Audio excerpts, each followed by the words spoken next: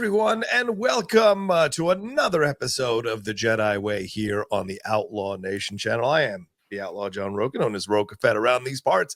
Very excited to be diving back into the world of Star Wars with these two wonderful people. First up, of course, the OG co-host of this show is hanging out with us on a Chicago early morning, I would say. The great Laura Kelly. How are you, Laura? I'm good. It's early because it's been like holiday off work, and now it's very bright. It's just getting brighter and brighter here. What can we do? Anyway, it's been a lot of sleeping in lately, so it feels earlier than it is. Oh, yeah. Are you on vacation now? Are you getting a few days off to Yeah, a relax? little bit. That's A good. little bit of more low-key week these last couple weeks of the year, so I'll take what I can get. And you're catching up on High Republic reading, or what's the day been? What are these days filled with? You know, I'm pretty much caught up on High Republic reading, although I did realize I think I'm behind on some comics. There's a couple of comics issues that I need to catch up on. Dispatches from the Inclusion Zone is the new one. Apparently there are 3 issues out. I've only read 1, so I'm a little behind. But that's what I can do with the rest of my holiday break. Did you get my Christmas gift in the mail? The Plagueis novel box set? What could I have? I could have guessed that that's what it would have been if I had actually gotten it too. Fruit basket and Plagueis. Perfect. Oh my god, a box set of Plagueis. Anyway, and of course, chiming in there, our third member of the crew on the team here, that is the great Kevin Smets. Kevin, how are you? How are things, my friend? I'm good. Hey, look, it's the one time of the year where we have a bunch of lightsabers rolling around with all the leftover wrapping paper things. Okay, the Smets clan over here has been sick through the holidays, so it's been kind of a bummer. Yeah, our kiddo was sick for Christmas Eve and Christmas, so she got her big Barbie dream house and was excited, but was really tired and sick and so sad. But but Santa still came, and and then now it came. It got over to my wife, so she's sick, and I've been sick. So that's the lay of the land with us. But other than that, I'm doing good. It's good to see you guys. Happy holidays. Happy almost New Year's. Yeah, we're almost there, right around the corner from it. Of course, happy holidays to you guys as well. To everybody who is watching us right now. Yeah, it's been a very chill. I took a couple of days off, but I've been working through the holiday as you do when you run a YouTube channel. And so it's just the game is the game. But yeah, it was a good Christmas. Really enjoyed it. Was up in LA for a couple of days. Now back here in San Diego. The lady stayed up there to hang out with her mom for a few days. She'll be back later on today. And party! Party! You should have told me yesterday. Here's my party: recliner, sleep, watching, sleep, watching my party, basically. But we're here to talk about Star Wars and get into all the things that are going on in the world of Star Wars. We're going to review, of course, Skeleton Crew Episode 5, a spoiler review of it. So if you haven't watched it, definitely stop here, go watch it, come back and hang out with us. Or if you don't care, keep hanging out with us as well. But we're going to start with this particular story, and that is the Andor situation. This has come out here. The production on the 2-season run of Disney Lucasfilm's Andor TV series will end up costing far more than the big screen finale of Star Wars' most recent trilogy. The production cost of season 2 alone, which a new report indicates will be well over $290 million, is more than the production cost of Star Wars Rise of Skywalker in 2019, which Deadline pegged at $275 million. And the total production tally for Andor's 2 seasons is at $645 million. And this was assessed by Forbes, which cited a yearly UK financial report required from productions to take advantage of tax rebates. So I go to you, Kevin, first on this one. That's a hell of a price tag on 2 seasons of Andor. What's your feeling on this? Does this bother you? Do you have an issue with it? Or does this feel right because it's a show that merits this kind of a price tag? I think it's a show that the quality has merited it in past tense. Like, you see it and you're like, wow, like they're going on location, big set pieces, and it's great quality. The writing obviously has been stellar. It's one of my favorite shows. But yeah, as someone who still, even though it's mostly panned by most everyone, my favorite show, because I'm so in love with the legacy characters in the show. Yeah, it's Obi-Wan. And maybe it's also because I did a fan edit where I eliminated some of the problems that I thought. How do you justify, and Rocha, maybe you can look this up, the price tag on Obi-Wan. Go ahead. Spending this money on Andor, which is fine because Andor has been good, but then you're going to have a show about Obi-Wan Kenobi and Vader from the original trilogy squaring off at some point between episode 3 and episode 4, the two, arguably one of the biggest, most iconic villains in movie history with Vader. I would assume if there's a top 10 list, he's in the top 10, probably top 3, if not number 1 in Vader. And you have Obi-Wan, who everybody loved. And in fact, when people hated on the prequels back in the day, that everybody always said, well, the one good thing about the prequels was Ewan McGregor. You have them squaring off in this long-awaited rematch of the millennia. And you spend what, 60 million on that? What do you have the price tag? It's like 80 million on that show. According to Epic Stream, it was $90 million. 90 million on that. But then on how much is it for one season of Andor? 290 is what. If I'm right, the books, you swap it. Because first of all, Andor's writing is so good anyway. Yes. And yeah, look, nothing saving a lot of the problems with that Obi-Wan story. I get it. But like, how do you not put, first of all, also how it was going to be a movie, and then they wimped out of that thing because of their mistake of putting Solo in May, right, wedged up between the next Avengers movie. It was like within like 3 or 4 weeks. So then they're like, oh, Star Wars is dead in the theaters. No, Star Wars was owning Christmas.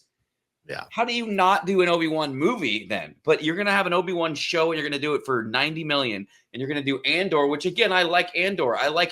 It's like, for me, it's Obi-Wan and Andor, like right there, show A, show B. And I know that everybody hates Obi-Wan, so everybody will say, well, your opinion doesn't matter in this thing. But yeah, maybe if they threw more money in it, maybe that Obi-Wan could have been good. And by the way, when you're having Obi-Wan and Vader face off, that is the movie that should have $300 million.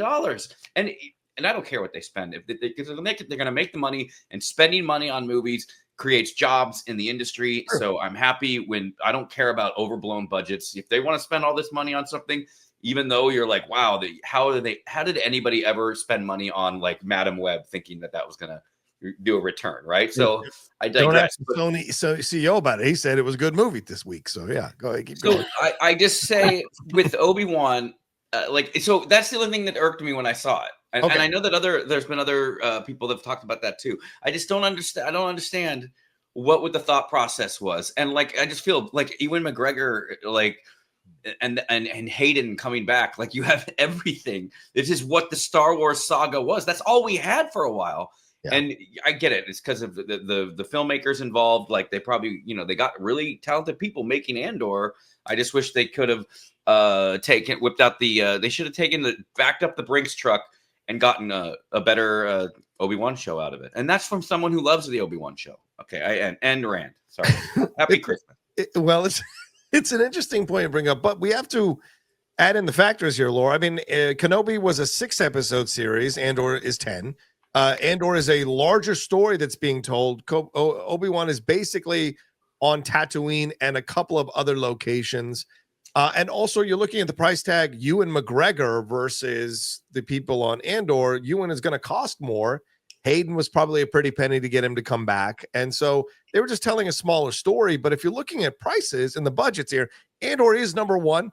The Acolyte is number 2. We've heard about the budget there. Skeleton Crew is number 3 in terms of cost. Mandalorian is 4 per season. Boba Fett 5.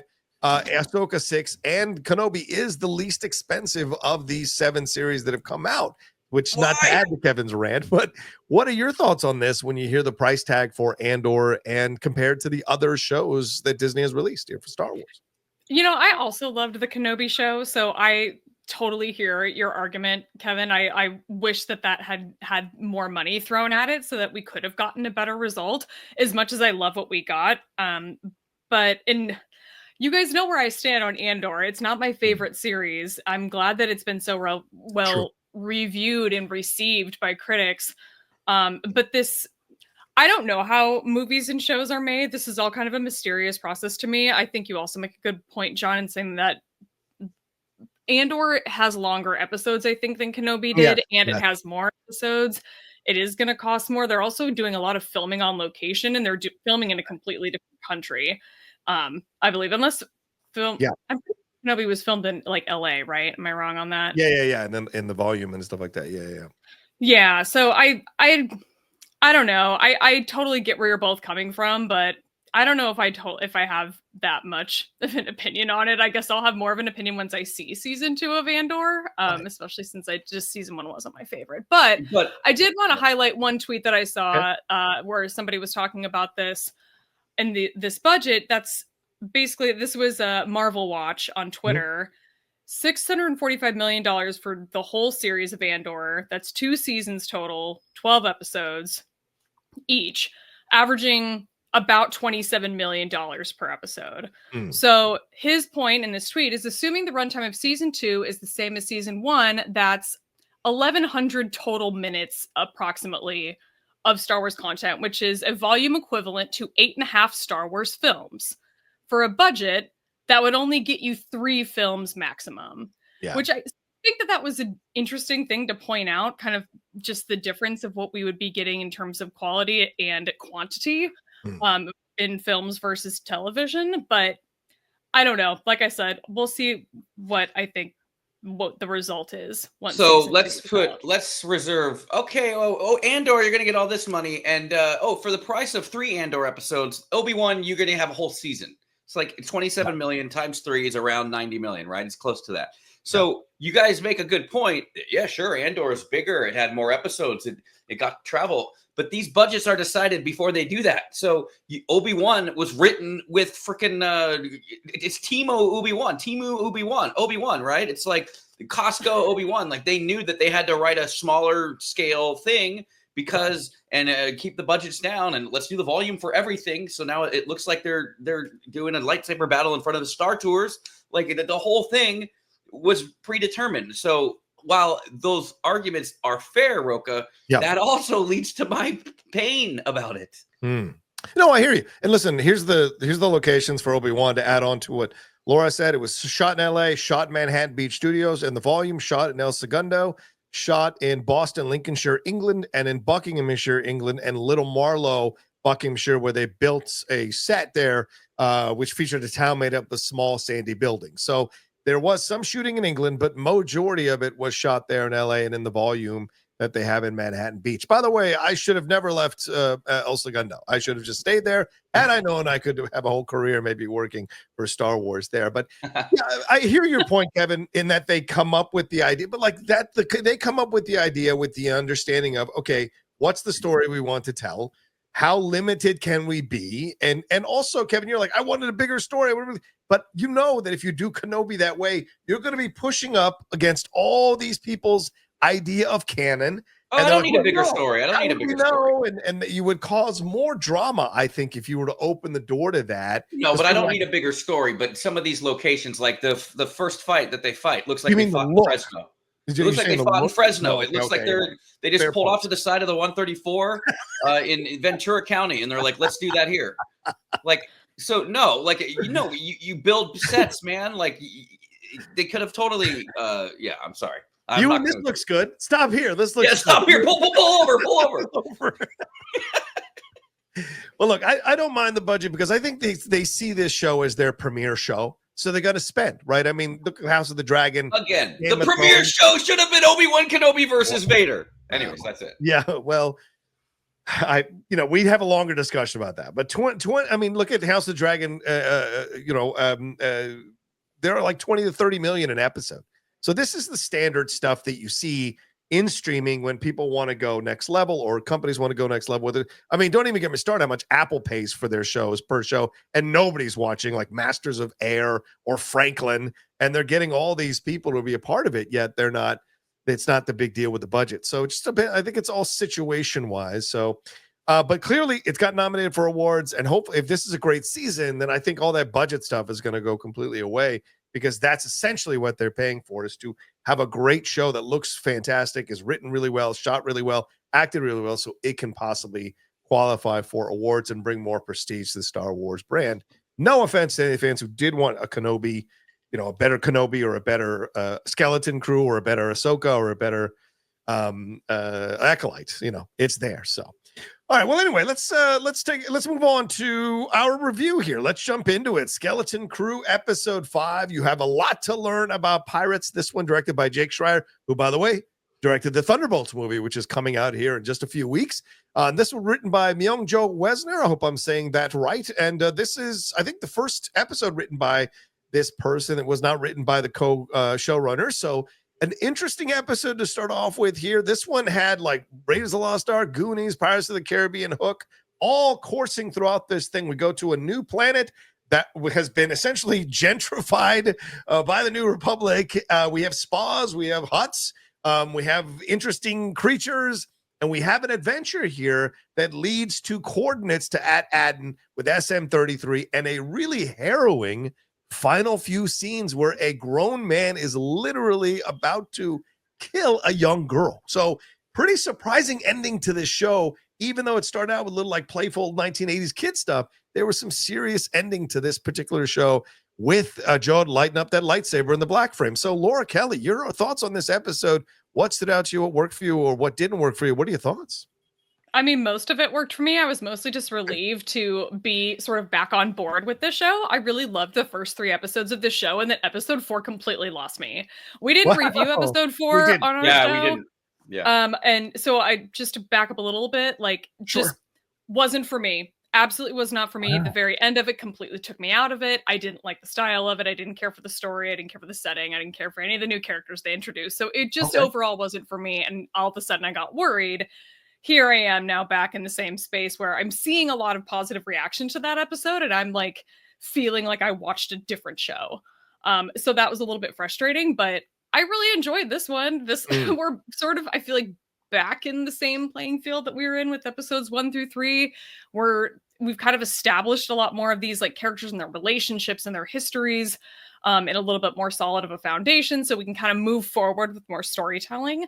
I'm really enjoyed that we got to jump back over to Aden and check back in with the parents and what's going on there. I think I was missing that a little bit in episode 4.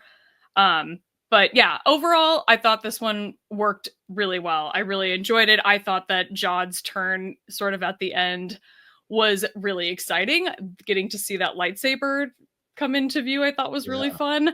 I didn't even make the connection at first. That I saw some people saying like, oh, it's got those gold accents. Like, what if this is the High Republic lightsaber? Yeah. I'm like, it didn't even occur to me. I've gotten so used to seeing gold lightsabers that the thought didn't even cross my mind. I'm like, oh, cool. We're making a connection to a thing I love. So that made me really happy too. Nice. Yeah, that saber looked like the saber from, almost looked like, it reminded me of the High Republic villain from Jedi Survivor 2, whatever that game was. Jedi. Okay. Oh, yeah. I don't remember what his name was because I didn't play that game, but I know who you're talking about. Yeah. Well, what do you think, Kevin? Did you like this episode? I know you've been kind of lukewarm on the series overall, and did you agree with Laura? Were you out on episode 4? And was this one a better episode? What are your thoughts on this? I mean, real quick on 4. Yeah, sure. 3? No, 3. Episode 4. Yeah. Horrible. Wow. Wow. It was like a filler, dude. You're throwing kids to like go fight, like I don't care. Like they're new kids, and also like man. Okay, they show up and then they're like, "Hey, get them some shotguns," and then they're like fighting, like they're doing target practice. Like I don't know. None of that made sense to me. And like, I'm sorry, it's a big galaxy. There shouldn't be Eopies. Like, just not everything needs to be connected to the original movies. Eopies, you don't see. There are indigenous animals in Australia that we don't see walking around here in California. And even that, which is the same planet, maybe they got shipped over, but a different planet, there shouldn't be the same.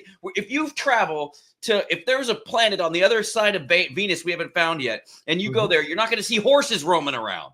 Okay. You're going to see little things with tentacles and weird shit. So yeah, episode 4, like, that just made like, just throw the kids in the front line. You're going to be in the front line too. You're going to go forward. Like, no one was rootable for that. And I thought of you, Laura, because it had one of those endings that we were getting frustrated with, where it was an ending, but like all of a sudden, why did you just all of a sudden cut to black? And like, I think it's when Neil just like passes out and then he just cuts to the credits. Yeah. We're ending here. Okay, we're ending here. I think Acolyte. Well, that was the show we were bitching about, right? Where every time it was ending, we're like, okay, that's the end credits. But yeah, so just thank God this one turned it around. But yeah, it very, very lukewarm. This episode though was my favorite probably since the second one. Yeah. And look, this is what happens in Treasure Island too. Like Long John Silver like turns on the kid, but like the imagery of him putting a knife up to this little kid, like how do you redeem? How do you come back from that? And eventually, you know that he's got to, like, if it's following Treasure Island, he's going to eventually come to care for the kids and not want to lose the kids and save the kids in lieu of the treasure, and he'll make the right thing. But I feel like he should have never. The knife on the neck was a little much. But I thought of you, Laura. I don't know. Are you going to change the end quote from the end of this? How does the homeboy? Does he watch the Jedi Way? Because did Qui-Gon? Like, I guess that would be one of the mantras. But I always liked that was Qui-Gon's like personal thing telling Anakin. I don't like that he was just reciting something that like everybody knows. I know I'm negative right now about it, but like I thought of you, Laura, because your focus determines your reality. I think you have to put that on pause until he redeems himself and have another quote. Because I mean, how does he know that? So that'll be interesting topics for people to discuss. But yeah, I agree. That's going to be an interesting thing. I like this episode. I certainly am not as negative about episode 4 as you guys. I like that episode because I thought, look, they've earned a kid episode. They're making a commentary about Civil War. They're making a commentary about how kids are recruited into wars, as we see in African nations and other nations around the world, where young children from almost the second they can walk are handed a rifle and trained to be a part of Civil War. So it was ham-handed. It was maybe clumsy. It maybe wasn't the right arena to make that kind of commentary. But I appreciated the fact that they were making that kind of commentary. And the Jode situation, I think you needed him to come through for them in that last episode. So when the turn happens here at the end of this episode, it's even more stark to see him do that to the kids he just saved in the previous episode. That being said, you guys aren't the only ones who didn't like that episode from what I saw online, so I totally respect that. Oh yeah, I was like really sick that week. It was a lot of people, because I watched 2 back to back yesterday. Yeah, people not liking it. No, there were some people not liking it. Yes, they said it was too kiddie or whatever and kind of childish, and I get that. But I didn't even think it was kiddie, though. I thought it was like tone deaf, like just throwing Neil, who didn't want to fight, and he's like, "Yeah, you're going to go to the front of the line," and like, I don't know. But we still got that ending with SM-33 turning on the kids, about to rip them limb from limb, which I thought was a pretty stark ending for sure. See, and that's the part that took me out of it. All of a sudden, we went from doing this like really well done CGI and puppetry work, with SM-33 it turned into like a weird video game. It all of a sudden became this like weird, uncanny valley. Like the way that it was shot was just really strange, and it just completely threw me out of the episode. And I never got back into it. I'm like, what are we doing here? Like, I think this is just maybe a thing like the Daniels, like this, just them like getting weird and them being like, yeah, I guess you can get weird. That's fine. That worked for you in some movie. Yeah. I feel like we needed to like pump the brakes a little bit because it just didn't look right to me at all. And it took me out of it. But understood. Great that some people enjoyed it. Good for you. Yeah. Good for you. Good for you. But I like good for you. I just I thought this episode was a lot of fun. I really did. And it as a kid who grew up in the 1980s, this absolutely checked the boxes that I remember from them. I mean, the kids being kids when they got into the suite, jumping around, hitting each other with pillows. Cool. Kevin, you have a child. You know this is going to happen. You're trying to be serious, trying to get everything squared away, and the kids going to run off doing whatever they want to do. So that keeping that element, these are still kids, I thought was really important. I like the idea of a new bounty hunter coming in, Kelly MacDonald, with some fantastic makeup. I mean, come on, give me a break with that look. It's so fucking cool. The gray lady herself, dude. Yeah, and I thought the kids playing elders, I thought was a really funny thing. But then we got some interesting new creatures, and we got a hut. So is that one of the huts from Book of Boba Fett or a different hut? I don't know. The lightsaber thing you guys bring up, but then that ending, pretty brutal ending. So where are we going next with only just a few episodes left? So when this one was over, I was 100% excited to see where we're going. I watched it twice, like back to back, because I really wanted to savor it a second time and not worry about making notes the whole time while I was watching it. And so that meant to me like this was a damn good episode of the series, possibly the best episode of the series, especially with the dialogue and the interactions and the back and forth and the intrigue that happened throughout. Even with the slapstick running around, running away from the guards type thing, I still thought there was some nice brutality to it. A few moments later. All right, guys. So as you can tell, I am not wearing my hat. I've showered. I got my hair done. Laura is in a completely different outfit. I think Kevin is wearing the similar outfit. I was going to put my hoodie back on to make sure this show was canon. I don't know. Is this show still canon? It's still canon. Continuity is off. We ruined it. Unfortunately, my internet went down for 4 hours. So we're going to pick up where we left off, which was me asking Laura Kelly about the situation with the parents. We got to see more with the parents, a few more scenes here at the top of the show with Neil's mom, Numa, and Wim's dad, Wendell, working together to get a barrier access code. Wendell gets caught by a security droid. He's brought before Fern's mom, Farah, who is not too happy about it. And she has the security droid actually delete its records of Wendell doing that, shut down.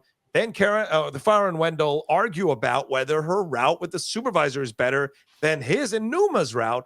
And conspicuously absent, though, is KB's two moms in all of this. So what are your thoughts on getting more with the parents here? Because some of the complaints, Laura, have been that the parents are not a more predominant part of the show.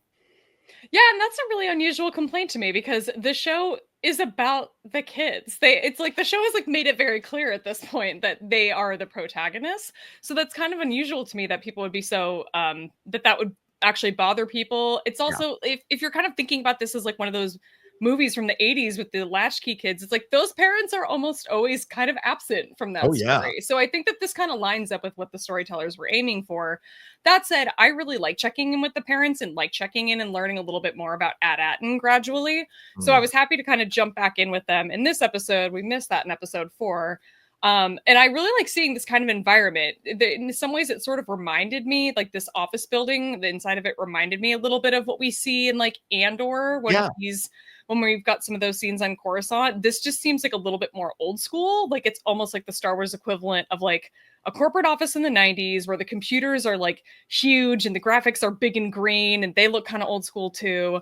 So that was just kind of an interesting thing to see. And I also really like getting a little bit more of these scenes where we see the parents and you kind of see like how the kids turned out the way that they did. Like the way that Farah acts and the way that Wendell acts, like you can kind of see how those have translated into Fern and to Wim.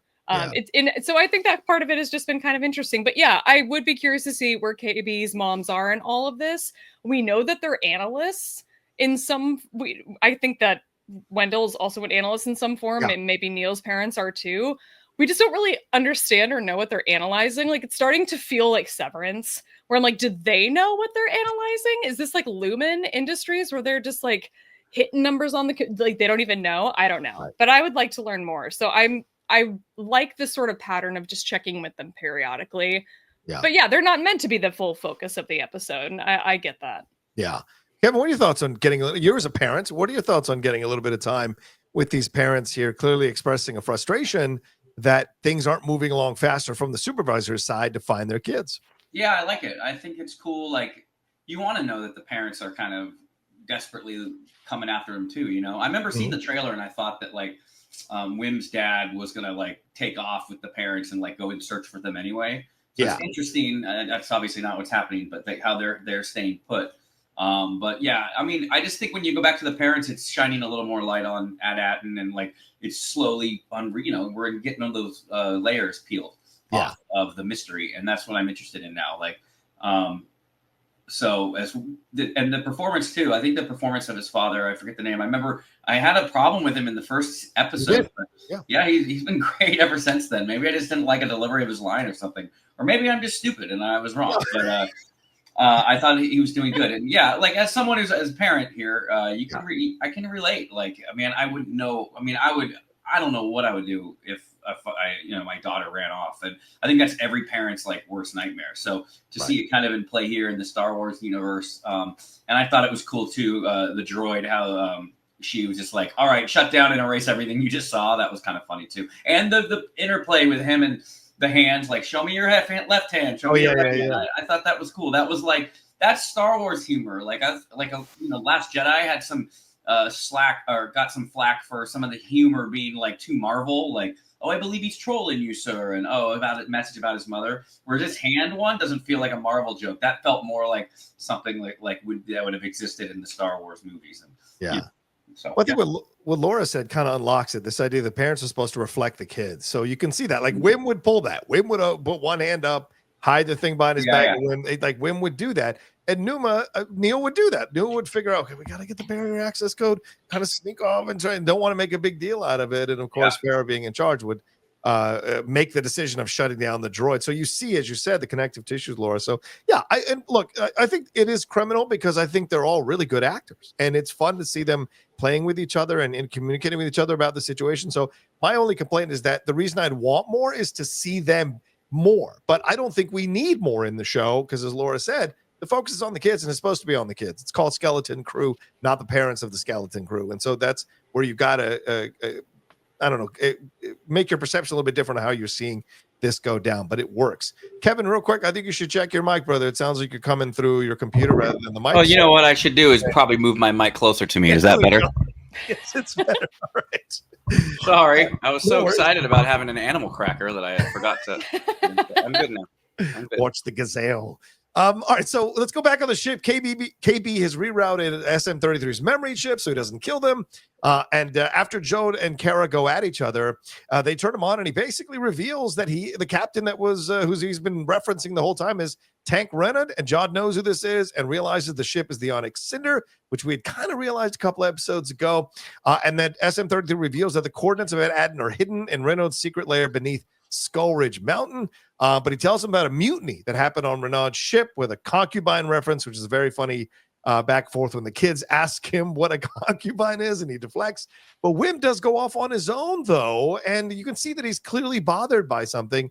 And when Jode finds him, this scene was so well done. It was not Jode being like, let me be soft and understanding. I've been there too. It was more like, oh my God, I got to deal with a crying kid. And he tries and he sits down with him and then he says to him, like, the problem is you form too many attachments. Don't form attachments. You'll be better off, son. And he says, your focus determines your reality. So an interesting moment. Kevin, you were referencing this earlier. So what did you think of this back and forth and this Tank Renard reveal as well? I think it informs us of the character of Jod and where it's going to go with him.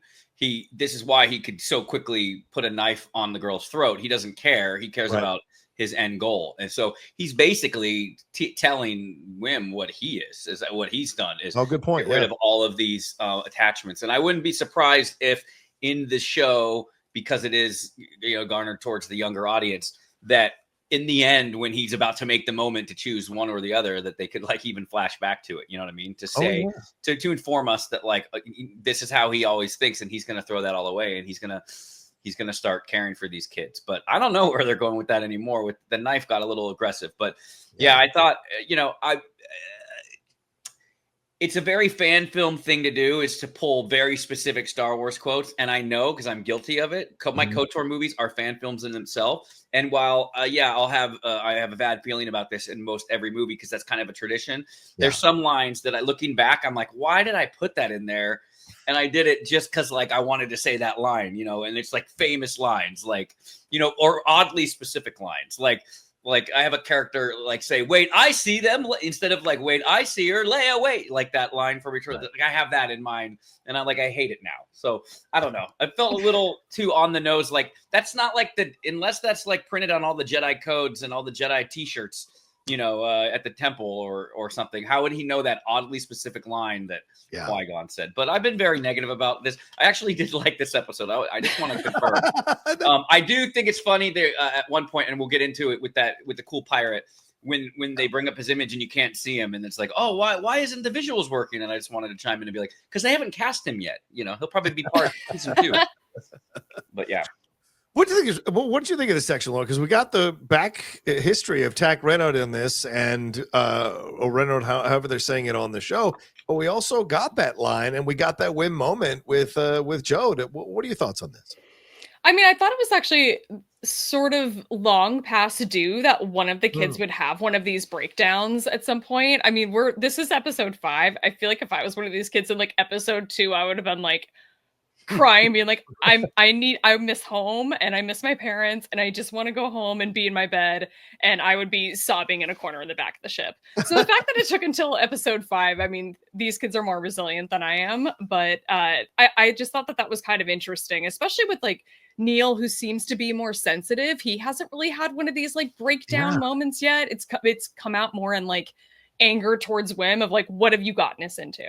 Right. So that was kind of the biggest takeaway. But I think Kevin made a good point in this conversation that Jod has with Wim is a lot more telling about Jod and his past and his philosophies than it is about what he's actually trying to advise to Wim.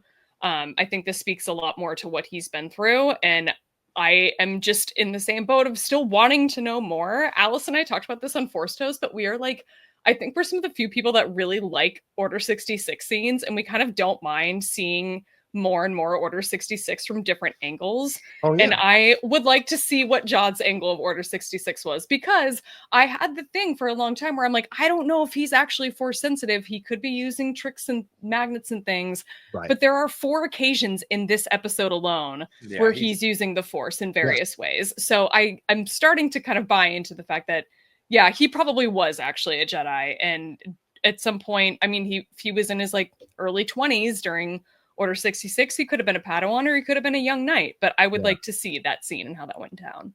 Yeah, I'm in that camp that I think he was a Padawan. His training wasn't finished, and so when everything went down, he had to survive, right? Because when they pick young kids out of these situations, they don't pick all the affluent kids who can just go back to their parents. Like some of these kids are kids from the streets, some of the kids who don't have maybe a home to go back to, and so like, how do you live? You got to live on your wits. Maybe he went this route. And this is what it's, but he still has elements of the Jedi training within him because he uses, as you said, he uses the Force to give the console back to Wim to kind of calm him down. Later, we see him use it on the lightsaber. And so there are little things that he's doing here. But this back and forth reminded me of like the flip side of Kanan, Jarrus, and Ezra. Like this is a completely different thing where Kanan and Ezra, there'd be much more sympathy, much more understanding. Hey, I've been there. I went through all this stuff. And Kanan himself had his training cut off because of the death of his master as well. So how did he went a different direction? This guy went a completely different direction. So you see that it's a begrudging type of thing. He knows he has to do the right thing here, but he's only going to give so much.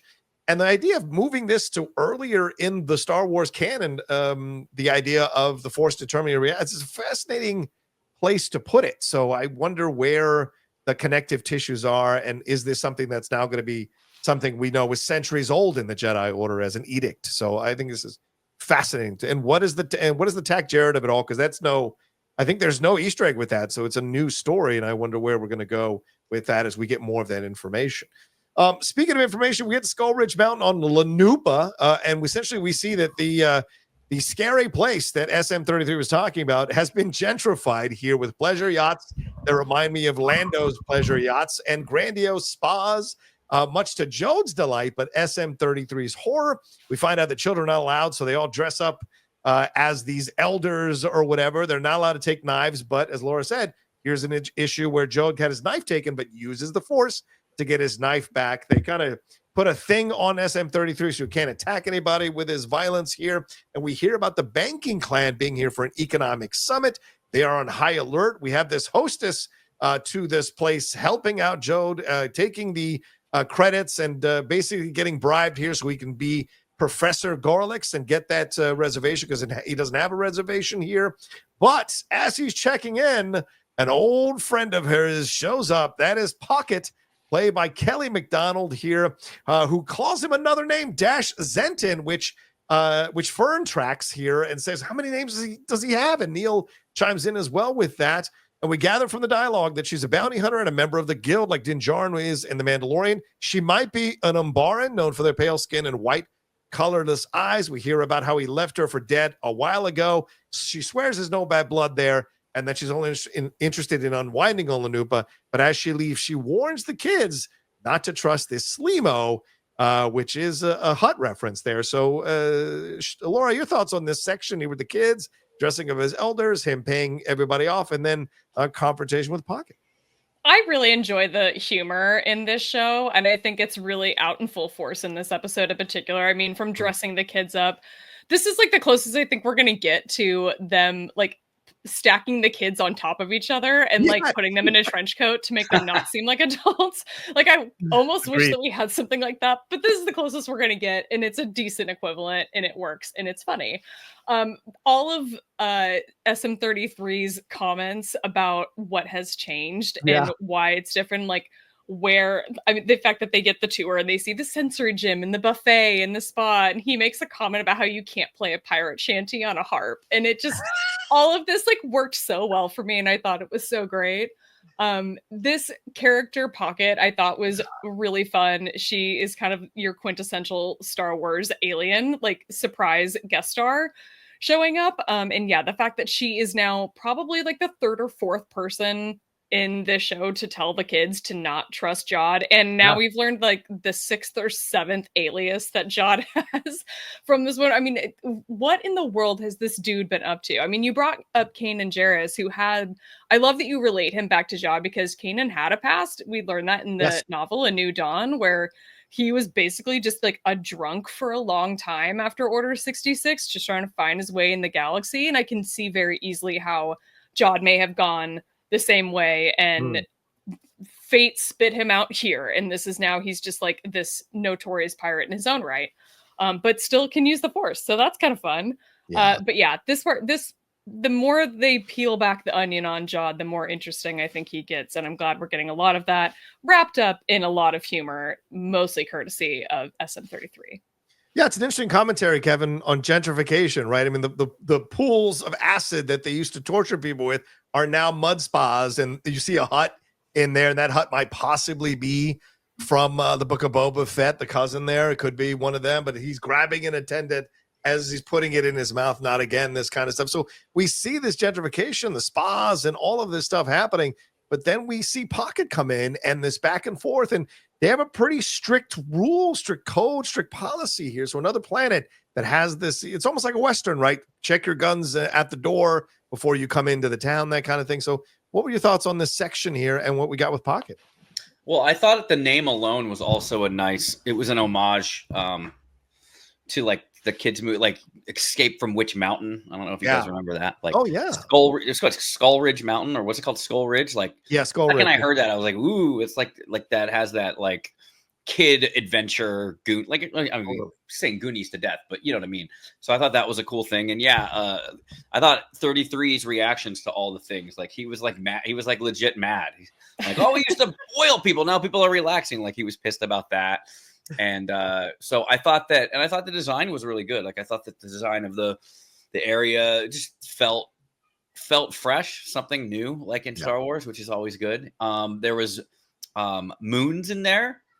So Plagueis, is Plagueis there? Laura, Plagueis is a cousin, because the banking clan's there. So gotta love the shout outs for that. I'm surprised the banking clan was never like shut down after the Clone Wars. Like they were kind of behind a lot of those atrocities and stuff like that. But I did think that the interplay, and I thought the acting between Jude Law and Kelly MacDonald was really good. It had that like air of like Han Solo, like oh, I forgot your name, which kind of relates to maybe they had a little bit of a tryst, and you know he was doing it to his own gains, and she kind of got screwed. And didn't she say like, oh, you left me to rot, like to die or something funny. Yeah. So I the second that we run into them, it was like bad trouble, and then like that made me laugh when the kids were still trying to be elders, you know, and he turned back. He's like, "Come on, man!" Like, and he had to just keep giving all the money away, which was good. And and I thought that the actress that played the front desk girl was good too. She kind of reminded me of, and forgive me, I forget her name on Andor, the blonde one that Cyril falls in love with or whatever.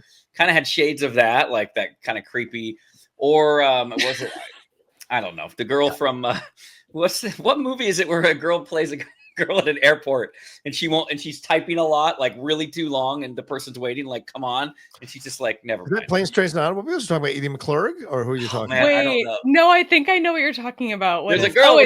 It's Meet the Parents. Meet the Parents, yes. And this girl's typing, and has this like crazy face. But I don't know why that made me think of it. But yeah, I'm excited to see where this thing will Pocket help our anti-hero, or you know, I don't know. I thought I knew where this was all going until that kind of surprise near the end. So we'll see. But I did think that it's funny. I couldn't put my finger on it, like that was Kelly MacDonald watching it the first time, you know? Yeah. When I saw that her name popped up in the credits at the beginning of the show, I was like, what? She's in this? Where? Oh. And I thought initially it was the hotelier. And I was like, oh, well, maybe it's been a bit since I've seen her. Is there something that is there? And then she popped up like that. I was like, oh no, that's her. Perfect. No, she played that big slug thing, right? With the big long tentacles. Yes. Tell me more of your story.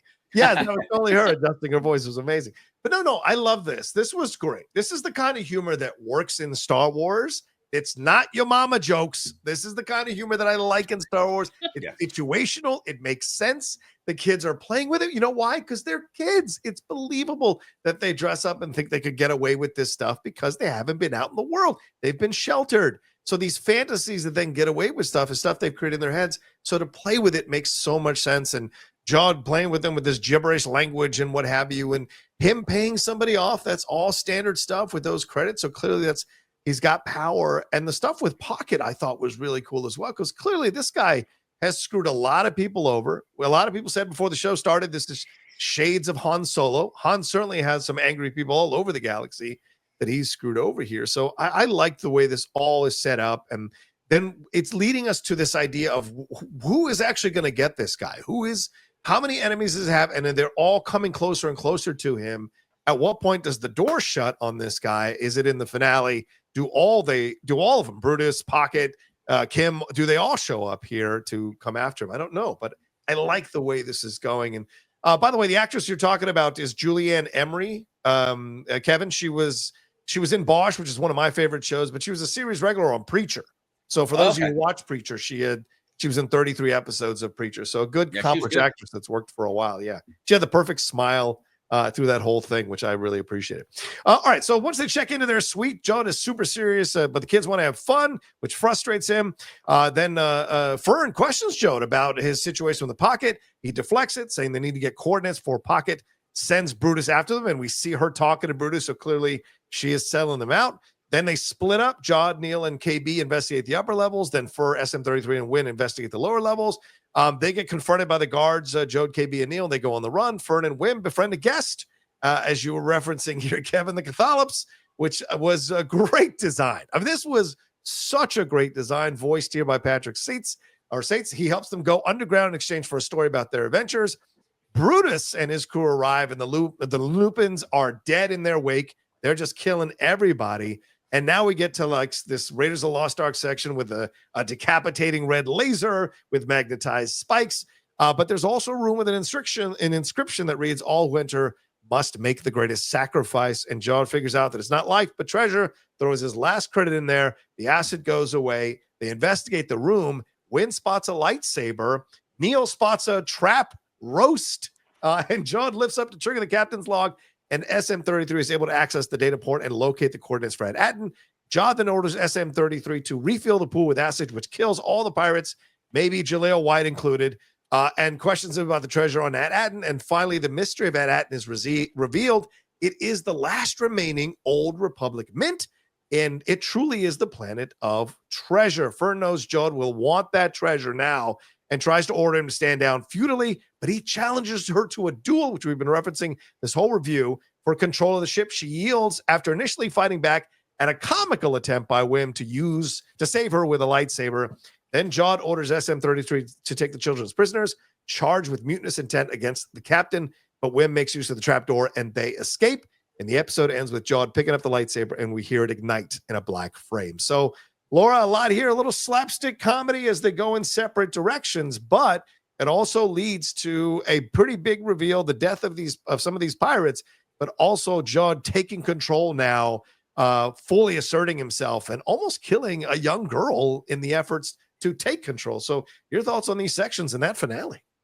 Well, earlier in this section, there's a part where they stop and look at the carvings on the wall, the ones that are supposedly in this ancient Sith language, and we just breeze right by that. We are not like stopping to talk about what language is this or anything like that. I think he asked KB to like take a picture of it and let's move on. So I'll be very curious to see if that actually comes back into play, because that was a huge thing in the trailer where all of us were looking at that like, wait a minute, this dude's supposedly a Jedi, and we're looking at the runic language of the Sith in writing. Like, what in the world is the connection here? Yeah. So, yeah, the fact that we just breezed right by it was actually kind of funny to me. This got a little bit dark with the like spiked ceiling. I mean, this guard goes down and is shot in the stomach by pirates, and then it like pulls his body up and is like into this spike. What in the world? Like all of a sudden it just got really, really dark. And then the pool of acid and the fact that Jod is just like refill it while they're down there and let's drown these dudes. Like Honestly, I would be very surprised if they're all dead. I don't know why you would get Jaleel White for that role, only to not really utilize him at all and to have him go down like that. Right. I don't know. And no body, no proof. I don't know. We'll see where it ends up. There's a funny moment where when they're trying to get the like Datery into the pool of acid so that they could unlock, from whatever this riddle is on the ceiling. Jod uses the Force to throw that thing into, and I ask you why.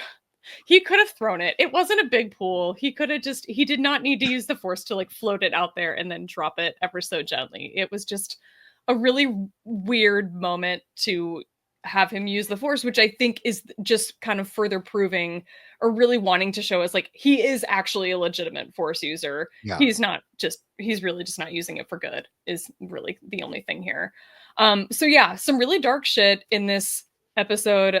Kevin got into it a little bit when, talking about how holding Fern at knife point seemed to be pushing it a little bit far. And I don't necessarily disagree. But yeah, I do have a question about why Jod waited until now. He pauses for a long time and he turns and he's like, the thing to invoke the code, to challenge the captain per the code. Why didn't he do that earlier? I mean, if SM33 has kind of been along to like the ride to facilitate this all along, like I guess I might need to go back and like rewatch the first 4 episodes, but I'm like, why didn't he take the opportunity, like even when they were on the ship, to like do this earlier? Like he's just choosing this specific moment to finally be like, you know what, I'm taking over. Actually, it just, I didn't fully follow, and that's okay. Like maybe these things are still yet to be revealed. It just kind of surprised me. Him pulling the saber to himself and cutting to black with that saber igniting sound was one of the best endings to any episode of any Star Wars show I think we've seen. That was amazing. It was epic, and I absolutely cannot wait now for next week to see where we pick up with this. Yeah, I thought so too. I mean, my answer to your question, and Kevin, please chime in with your answer after I do.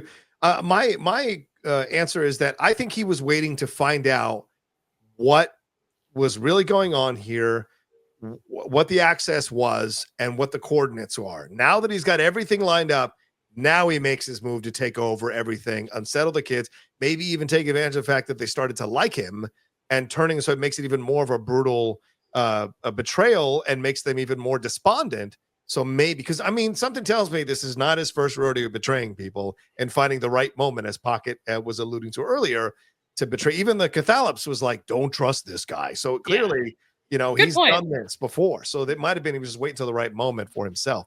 Kevin, what are your thoughts on this? And what do you think of these final scenes and this ending here, man? Yeah, I think that he was waiting. That would be my answer too. I think he just why turn the kids on him yet until he gets every ounce of information. And the second he knew that he didn't need them anymore and that they were expendable, that's when he was like, okay, I challenge you. But I liked how 33 was just like, all right, challenge is set. Like he's so set in his programming, and that's what a droid would be like. But yeah, I thought that the traps and everything like that was very much. Is that you, Rocha, that in a tweet said like the penitent man will pass?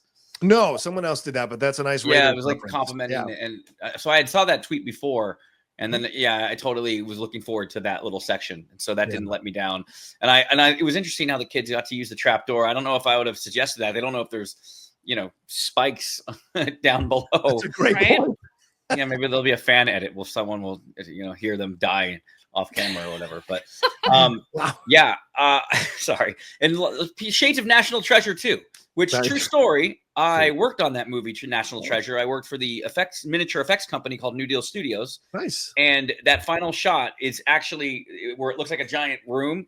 Yeah. That was actually the size of like a garage and everything was miniatures. And I was an office PA at the time in charge of ordering all of those little parts. So all these little like mummy things and statues and stuff. And so when they came in, I would like tag them and bag them and put them in this storage shed. And then they eventually put it out and to make it all look like a giant National Treasure room. So that's my claim to fame for that. But so I thought it was cool that shades of that. And I wouldn't be surprised if they utilize some miniature effects work on this series or on this show. And it's not just all CGI, but yeah. And the trap door with the roast was clever. And it was cool that was that Neil that caught it, right? Neil. Yeah.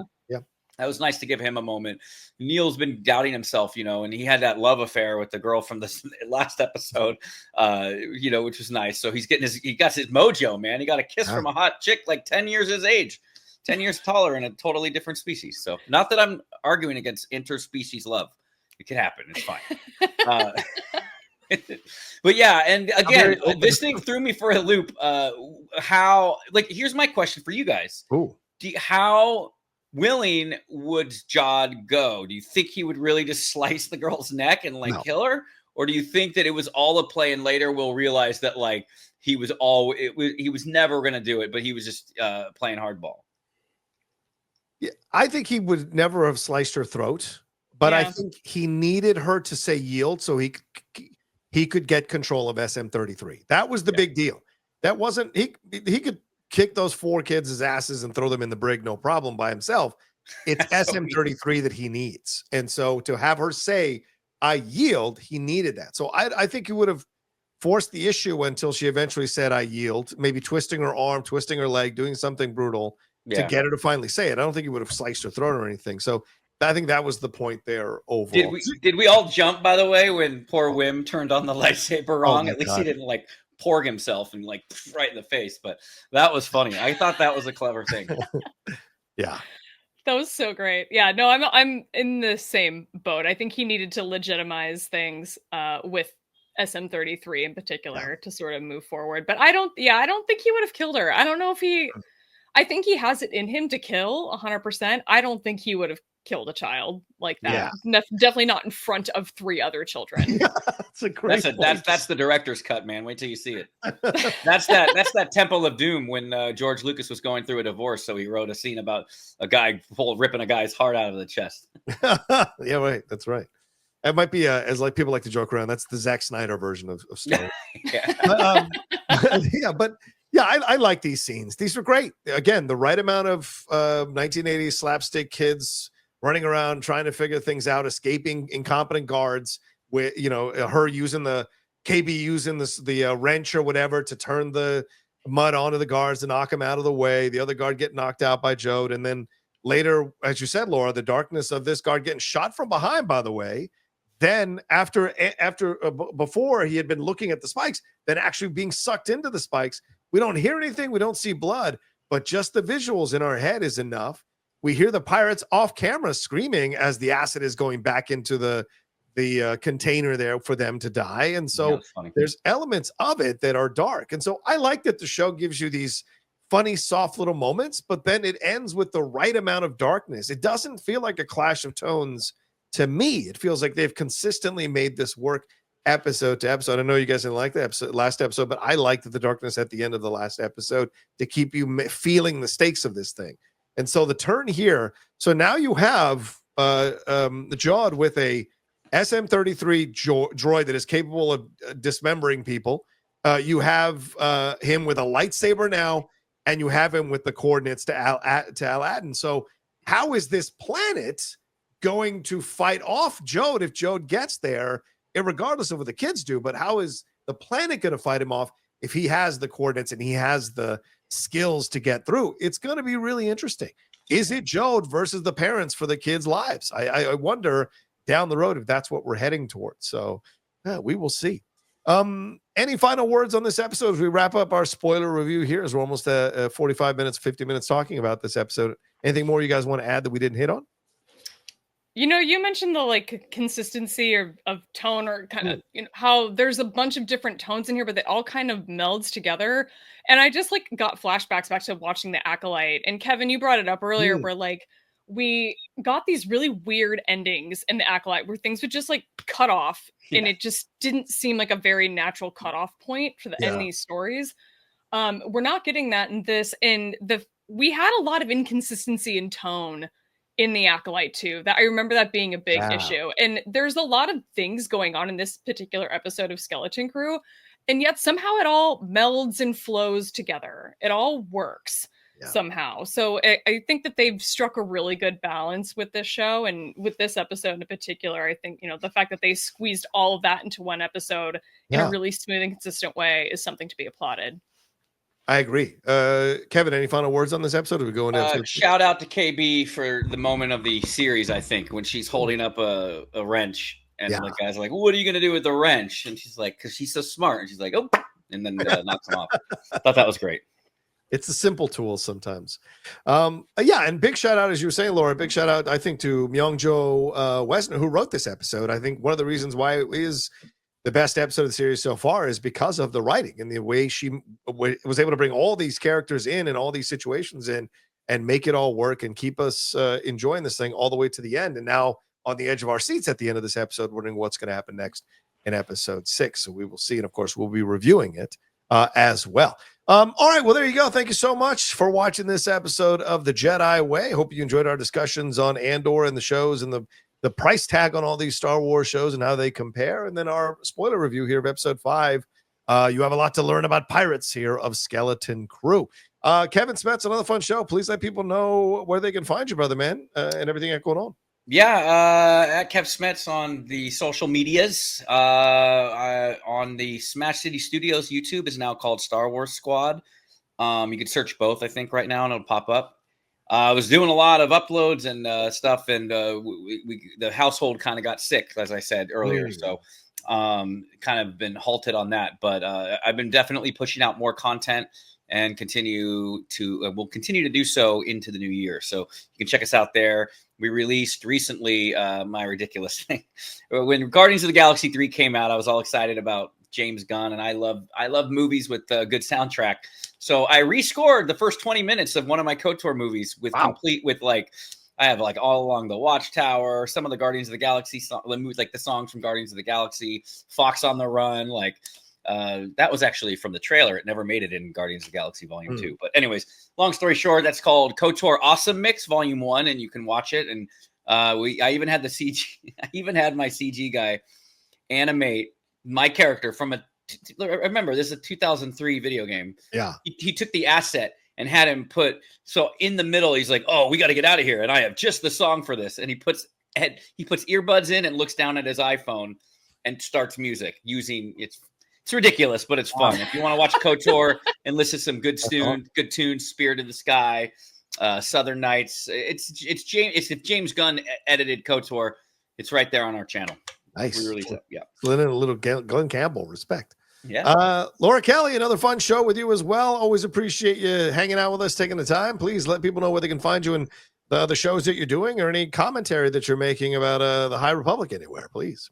Yeah, always fun to talk Star Wars with you guys. I am now on Blue Sky at shutup-Laura. You can find me there. I also added my podcast Force Toast to Star Wars Happy Hour, created an account there on Blue Sky that's at Force Toast Pod. Still shutup_Laura on Twitter, at Force Toast Pod on Twitter as well. And yeah, you can find me in both those places. Haven't done a ton of High Republic stuff since Tempest Breaker came out. So that's kind of the most recent thing, and won't have too much more to talk about, I don't think, until the spring when the next books start coming out and the comics start up again. So nice. Unfortunately, on a sad little break from the High Republic, but that's okay. Holidays, it's a whole thing. We need to take a break. And speaking of holidays, thank you all so much for watching. You can follow me at The Rocha Says on Twitter, Instagram, and TikTok, The Outlaw Nation on Twitch. Subscribe to the channel. Leave your comments about everything we talked about. But speaking of the holidays, we do want to wish you all, from the three of us, a very happy new year. However you choose to spend it, we just want to wish you that you be safe, you be healthy, you be happy as you're celebrating. Hey, the holidays can be tough for people. And if it is tough for you, why don't you put on some of our old episodes? I guarantee you there's a bunch of ball busting that'll make you laugh. And a bunch of commentary, one of Kevin Smets' rants, one of Laura's observations, one of my goofy things to say, certainly something that'll entertain you and maybe put a smile on your face and help you through some tough moments. We'd appreciate if you did that. Please use us as you see fit in those moments. So thank you so much for hanging out with us. And as Joe would say, I knew it. Laura. Time to quote our favorite pirate. Indeed. Always remember, your focus determines your reality. Stop crying.